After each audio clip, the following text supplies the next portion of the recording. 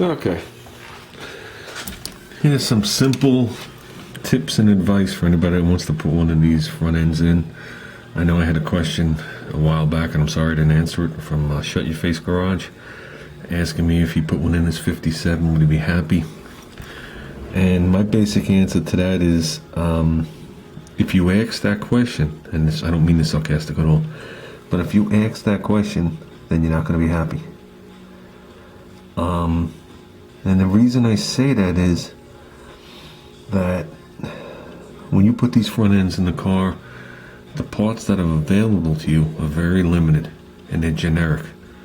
So it doesn't matter if your car weighs 1,000 pounds or 10,000 pounds, they're going to sell you the same crap. If someone could sit down and do all the mathematical equations on spring rates and how far how far your suspension travel would have been on the original car and stuff like that, I'm sure you can come pretty close by, and in the long run, stiffening it or making it a little bit softer. But the stuff they sell you at like Speedway, the springs are very short, very generic, and the ride is pretty rough, to say the least. The only good thing about doing it to like a 57 is it has a real frame in the car, so you can put the shackles wherever you want, just weld them, walk away. This car here, okay, everything you see here minus this arm and my drag link is original to the car, including those springs. Now, this setup here originally had steering geometry that was like this, or steering setup that was like this. This lower arm that goes to the center link came around, and you see right here it's nice and rounded over. This used to curl around and come through here, and then the steering box would be back there, and there would be a drag link. Okay, I removed that off. Okay, and the correct way to do this is to make the drag link as long as possible. There is something called short steer. Now this is as long as possible because I'm on the other side of the car. So now when the front end goes up and down, there's very little movement or lengthening and shortening of the rod. When you do a short steer, which I've seen people do on Fords when they come from this arm right to the box, as the front end goes up and down, your steering wheel turns left to right, or you turn left to right. So every time you hit a bump, you can't control the car. So with that, Speedway sells a pair of these arms. Okay, battery died. So the kit that Speedway sells you comes with two of these arms. One of these arms has two holes, and one has one. The one that has one, and then the inner hole was supposed to be your center link, and then the other one is supposed to be your drag link. Now, in this situation, I only needed one arm. I was pretty lucky that the arms for the Chevy fit a 41 International setup.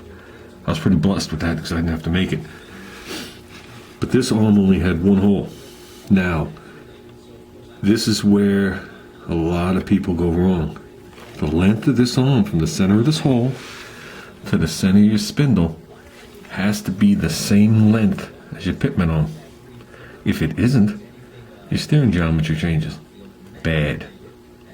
I don't think people realize how little your wheels move when you turn the steering wheel.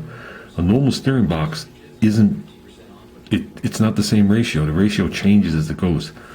When you're going down the road, it's very slow acting, and as you go, okay, it speeds up inside. That's just the nature of it. If you ever look inside a steering box, you notice the center gear, okay, is short and the twin gears are wide.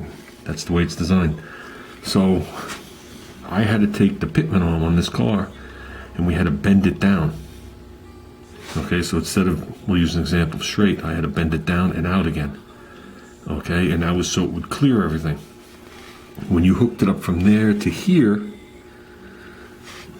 I don't know what the steering ratio was. Okay, because I had measured everything before I started. I said, oh good, I'm dead on. So I did everything, bolted it on, forgot that I bent the arm, put it on there, and my first road test, it was like, oh my God. The best way I could describe it is if you ever had an old like Ford van and the steering box is wasted. That's how much steering blade you thought you had, but you were actually turning the wheels. This car doesn't have any steering box play. So then I said to myself, oh, okay, I realized what I did. So I went under there, I took measurements, and this is where the new hole landed. Now I haven't popped the arm back off and rounded it over, but we're going to do it this time, because this looks like the double hole arm that they sell you.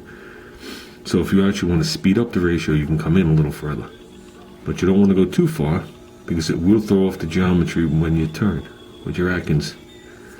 Okay, and you'll start to bind on things. I'll put it to you this way. Driving it like this, the steering felt the same way it did before I started working on this car. That's the best way to describe it, which is exactly the way it should have felt. I wasn't looking to speed it up. This car has a 24-to-1 box in it, which isn't exactly Ferrari territory. But you know what? I want to be able to pull into a parking lot. So I just figured I'd bring that up.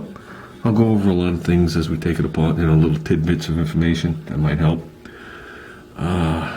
These springs are a little stiff. They're from a 41 International K1, but whatever it was, it's a half-ton truck. But the front end on a half-ton and a 3/4 ton are identical. So meaning the beam, they just changed the springs and then they switched the outer stuff. But the actual beam is the same, and this beam is nice because it had a big flat plate for different models, and you can put the springs wherever you wanted. So I re-drilled them for my car, put them where I felt I needed, and called it good. That's another thing you gotta remember. Try not to keep your springs parallel to each other. We went through this already when we were talking about my friend's rear end. If you run your springs parallel to each other, when you go around the turn, the springs will flex. If you run them unparallel, even minor like they do from the factory, when you go into a turn, the fact that they're turned like this will keep the front end where it's supposed to be. And when you go around the corner and hit a bump, the rear end won't be side spring loaded and then shoot forward on you. And that's when you go into a bump on an older car, you go into a turn like an off-ramp, hit a bump and the back skips out. It's because the springs are bent sideways. So that's why they angle them. And these are angled very slightly, not as much as the factory, but I had to deal with, I had to work with what I had here. So just a couple of things. So I guess I'm in the mood to talk before I get working.